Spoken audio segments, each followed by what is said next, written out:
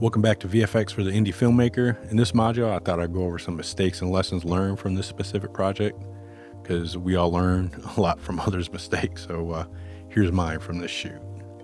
The first mistake, or issue rather, remember the actors we touched base with on shoot day one? Well, one of them, who I spoke to on the phone, stated she'd be there ready for makeup and wardrobe in the morning.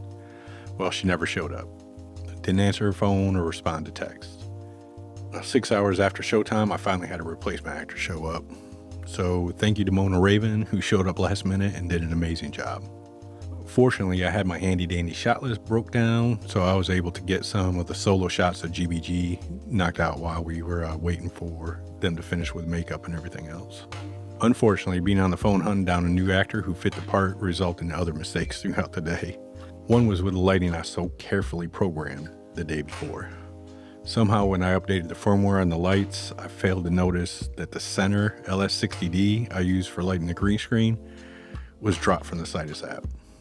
So it took a few hours for me to realize it was blasting at 100%, making my green screen way too bright in the center. For some reason, I just didn't notice it.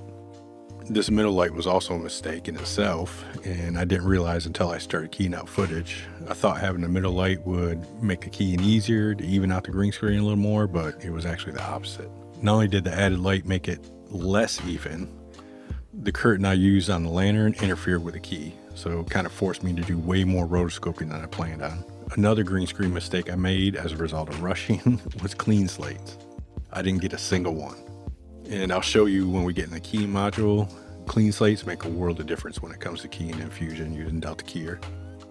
One other mistake I made, which had nothing to do with the actors not showing up and rushing, was my camera setup. Remember how on day one we set up our camera? Well, for this project, I set my shutter angle to be at 90 degrees to make keying out motion blur much easier, because I can just add it in post.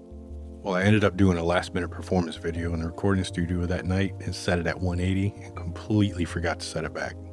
So I shot all the footage at 180 degrees. So keying was again more difficult than I planned it to be. The last mistake I made was not using the dolly I'd set up and ready to go for all the low shots. I was just trying to make up for time, and I was rushing through some of the shots.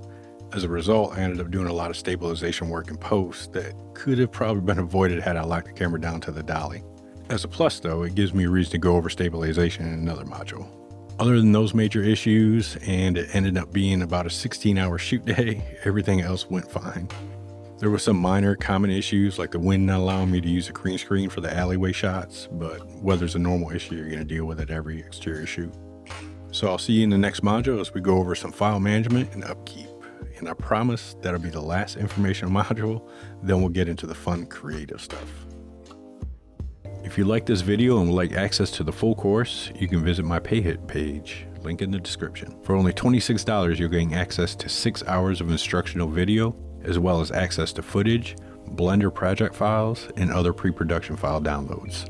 The VFX for the Indie Filmmaker course covers complete instruction from pre-production to project delivery and includes modules such as keying and compositing, creating and rendering 3D sets, and everything else you'll need to know to go from charging hundreds of dollars per project to thousands of dollars per project.